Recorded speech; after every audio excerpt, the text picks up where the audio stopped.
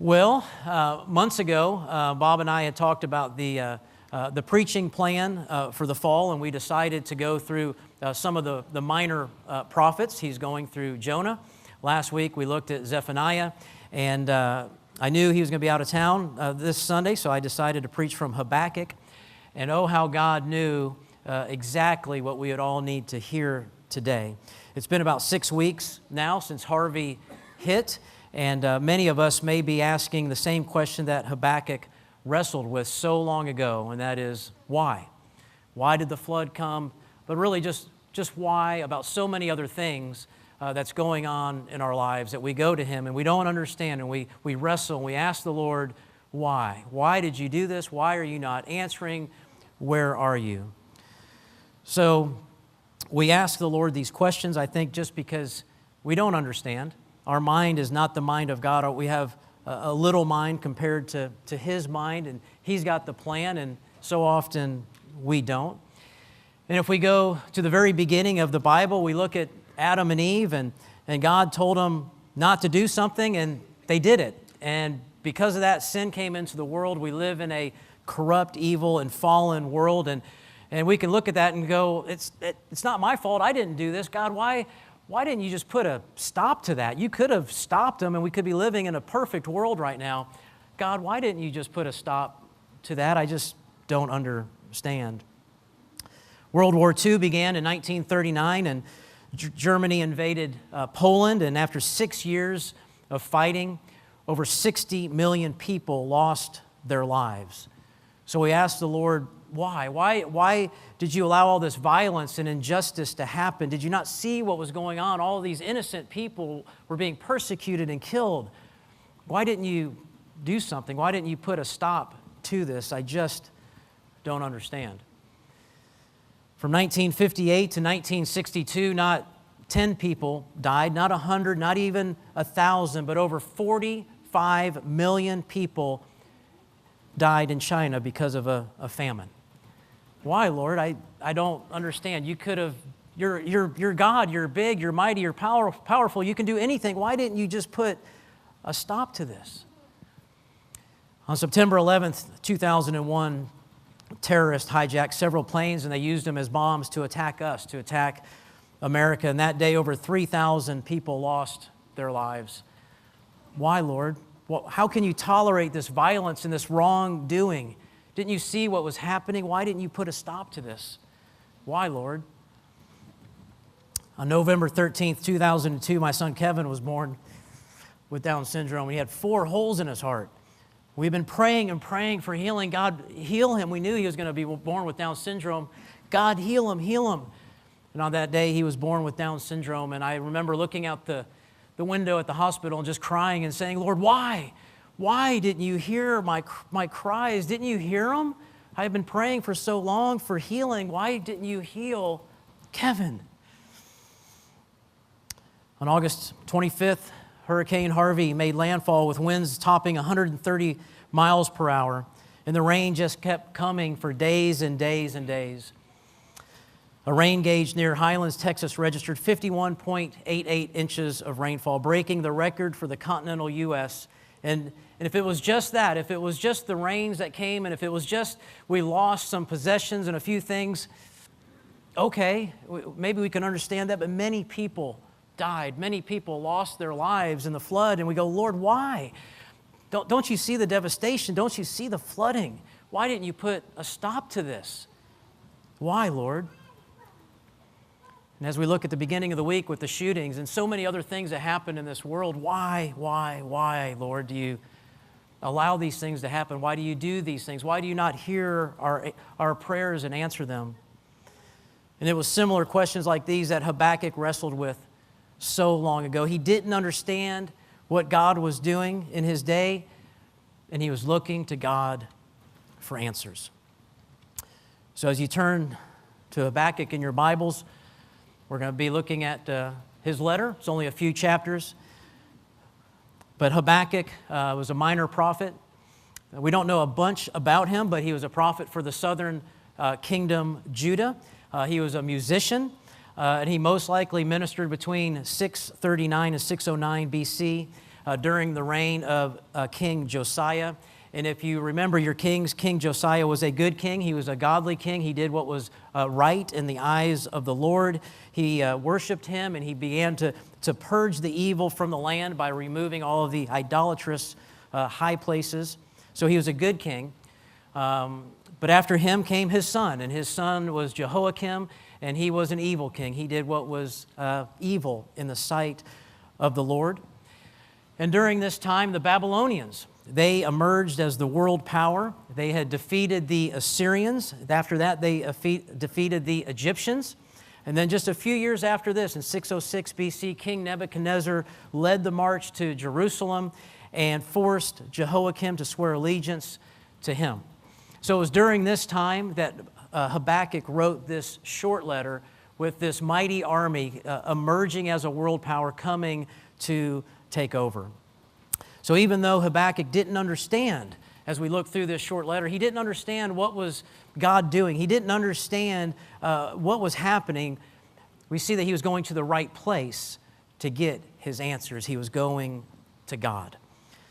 So Habakkuk 1 through 4.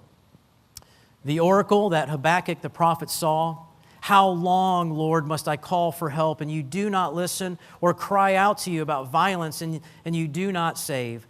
Why do you force me to look at injustice? Why do you tolerate wrongdoing?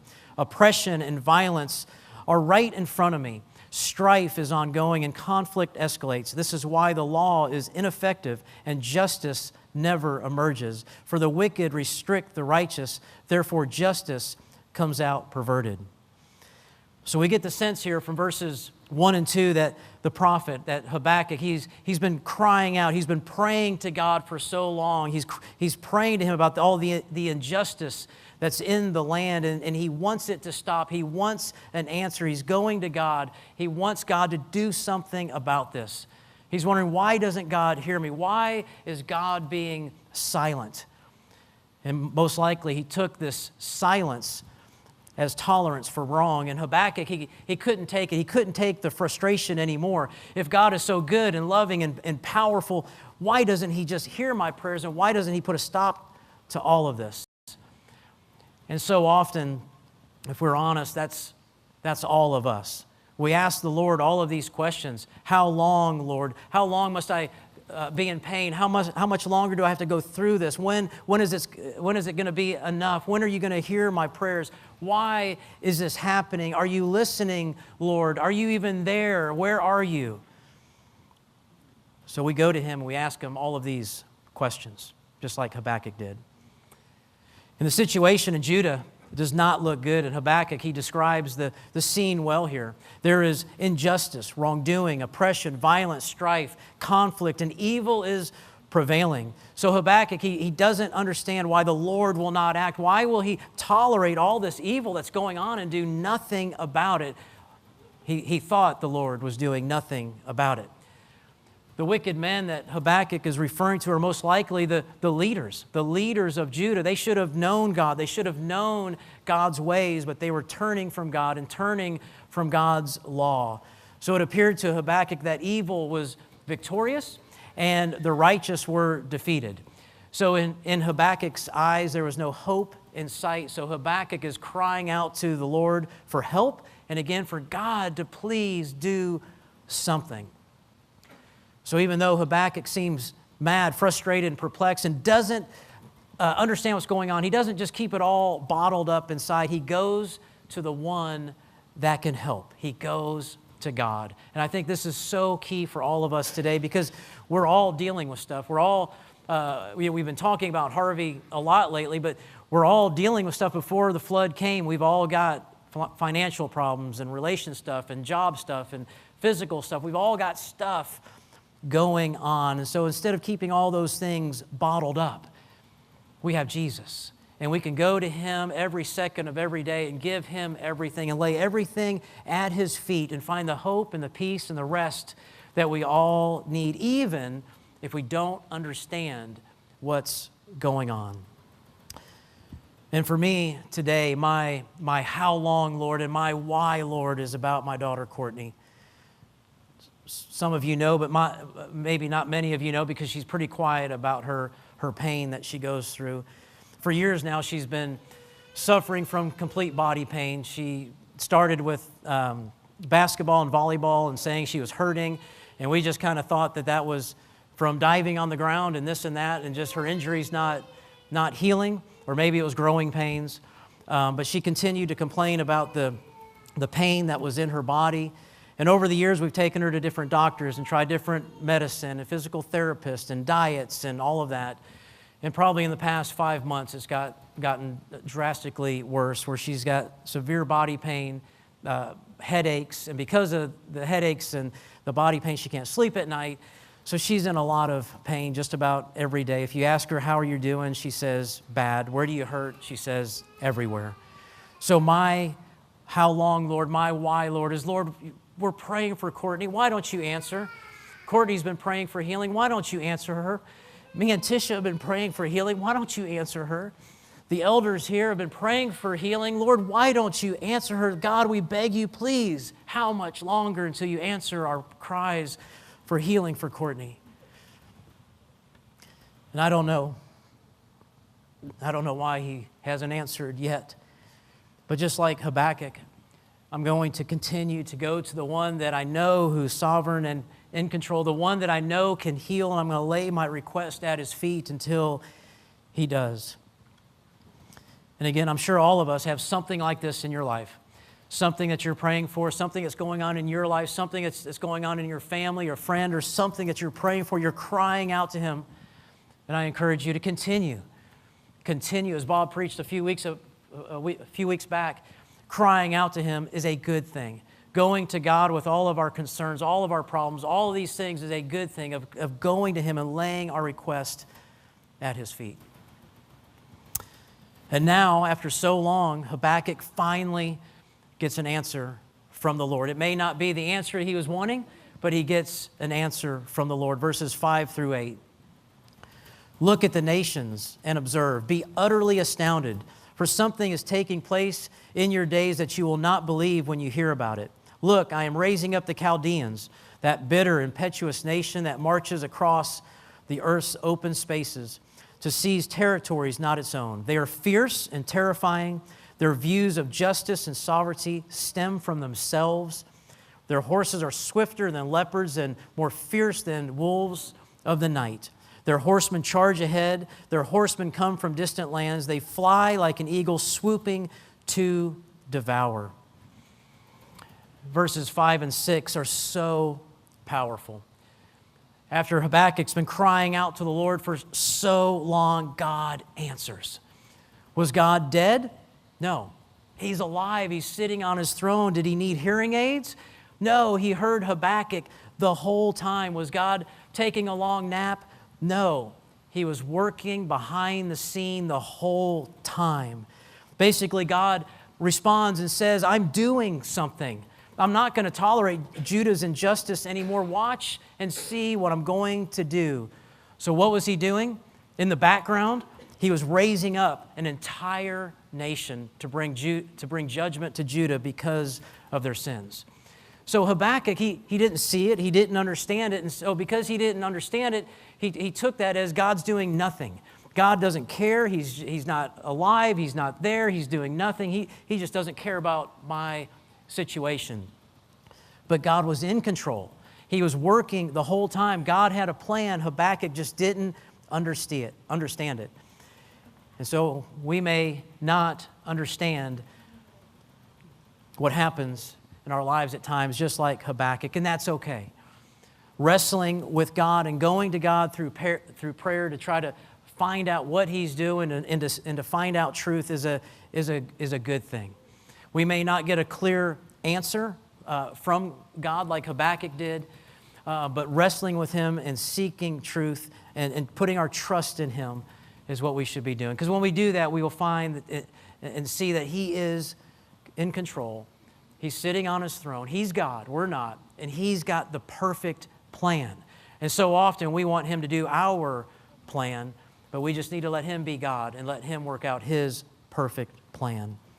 And it's interesting that after Habakkuk prayed for so long, what's the first thing the Lord says? He says, look. And I think this is what many of us need to hear today. Look, because so often we're nearsighted. We just see ourselves, we just see our own world, we see our own problems, and we're just so focused on self. And I think God is telling Habakkuk, look up, look around and see what I'm doing. It's not just all about you. I'm working my will out for the world. But so often we're just me focused. We have a me view instead of having a world view. And for those that are here that have been affected by the flood, you may be angry. You may be upset, and you may be asking God all of these why questions, or you may be even wondering if He's even there. Why did you do this? Why did you allow this to happen? But in the midst of this disaster, I think the Lord would say to all of us, look, get your eyes off of yourself and look up. Look and see what I am doing. I am in control. Look and see what I am doing in the midst of your church right now. You've been praying for revival, and I've sent it. It may not look the way you wanted it to look, but I have sent it. The church is rising up. The church is serving. The church is fellowshipping and praying together more and serving and helping and sharing the gospel and all of those things. Look at all the good that's coming out of this. All of our neighbors that we didn't even know, now we get to talk and pray with them. So I think we just need to keep our eyes on Him and not on ourselves. But now, for Judah, God is going to get their attention. They've been living in sin, and God is not going to let sin go unpunished. Verses 7 through 8. They, the Babylonians, again, they're fierce and terrifying. Their views of justice and sovereignty stem from themselves. Their horses are swifter than leopards and more fierce than the wolves of night. Their horsemen charge ahead. Their horsemen come from distant lands. They fly like an eagle, swooping to devour. So again, the Babylonians, they were the rulers of the world at this time. Nobody could defeat them. They were arrogant. They were proud people who recognized no law but their own. They were greedy. And the Babylonian cavalry is depicted here as being swift as leopards and as ferocious as evening wolves. And the picture here is of hungry wolves at night because they haven't eaten all day, so by night they're even more fierce. And their speed and conquest was likened to an eagle swooping to devour. And this was going to happen. There's nothing that they're going to be able to do to stop this because the Lord was sending this. Judah had trusted in their own strength. They were trusting in themselves. They were trusting in their fortified cities. And because they were not trusting in God, God was going to get their attention.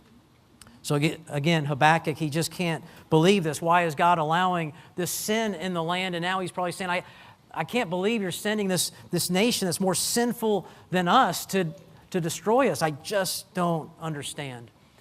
But if God said it was going to happen, it's going to happen. And we can trust that God will not let sin go unpunished. And yes, sometimes He may use the ungodly to do that, to get our attention.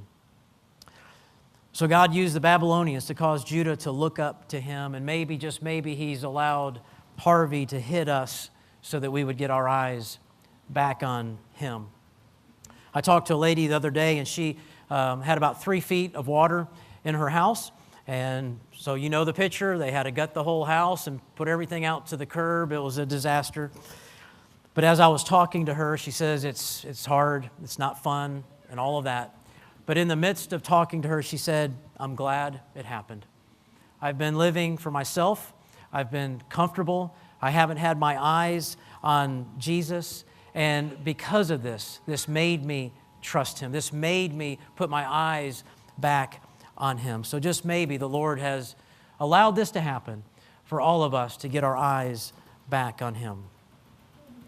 So after hearing that God was going to send the Babylonians to punish Judah, Habakkuk, he's still confused. He just doesn't understand why God would do this. But there is one thing that he does know. Verses 12, chapter 1, verse 12. He says, "Are you not from eternity? Yahweh, my God, my Holy One, you will not die, Lord. You appointed them to execute judgment, my rock. You destined them to punish us." So after hearing the Lord speak, Habakkuk recognized the Lord for who He is. Lord of lords and King of kings. God He's eternal, and He has an eternal perspective on things much different than man does. So even though Habakkuk didn't understand why God would do this, he put his trust in Yahweh, his God, His Holy One, His rock. So basically Habakkuk is saying, sorry, Lord, I forgot who I was talking to. You're God. I'm not. You're sovereign. You're in control. You're perfect. I am not. In verse 12, and knowing that the Lord is perfect, the prophet is still confused about this one thing. Your eyes are too pure to look on evil, and you cannot tolerate wrongdoing. So why do you tolerate those who are treacherous? Why are you silent while one who is wicked swallows up one who is more righteous than himself? Chapter 2, verse 1, so he does not understand all of these things, so he waits. He goes to the Lord and he waits until he gets an answer. He says, I will stand at my guard post and station myself on the lookout tower. I will watch to see what he will say to me and what I should reply about my complaint. So we're living in a I want it now culture. If we go to a drive-thru to get a burger, we want it now. We can't believe there's 3 cars ahead of us. We want the burger now. We go to the internet, we Google something, we want our answer immediately. And unfortunately, this mindset of now comes into our prayer life. And we go to the Lord with all of these things, and we lay all of our requests at His feet, and we want Him to answer them immediately. And most of the time, we want Him to answer them according to what we think is best. So I think a lot of times our biggest problem is we're not waiting. We're not waiting on the Lord. We have no patience. So we can all learn from Habakkuk here as he waits on the Lord. And I remember years ago, I was a district manager for Time-Wise convenience stores, and I got recruited to go work for them from Valero. Everything they promised did not come true. So I was miserable. It was the worst year of my life. And I literally on my knees crying out to the Lord, get me out, deliver me, help me, all these things, praying. And nothing would happen. Nothing would happen. Lord, help me, get me out of this mess. And so I won't share all of the details, but now 7-8 years later, and I look back, it was absolutely perfect timing. He kept me there, and I was praying, Lord, deliver me, get me out, and I could just see Him on His throne going, I got it.